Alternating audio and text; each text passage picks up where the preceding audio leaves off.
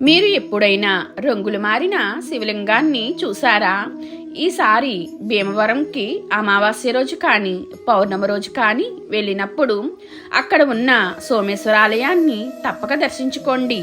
అక్కడ శివలింగం చంద్రకళలకు అనుగుణంగా రంగులు మారుతూ ఉంటుంది. పౌర్ణమికి తెల్లగాను, అమావాస్య వచ్చేసరికి బూడిద రంగులోకి మారిపోతుంది. మళ్ళీ పౌర్ణమి వచ్చేసరికి తెల్లగా అయిపోతుంది. అలా ఎలా మారుతుందంటే పౌరాణిక కథ ప్రకారం అయితే చంద్రుడి చేత ప్రతిష్ఠించబడిన చంద్రశిల కాబట్టి చంద్రకళలకు అనుగుణంగా రంగు మారుతూ ఉంటుంది.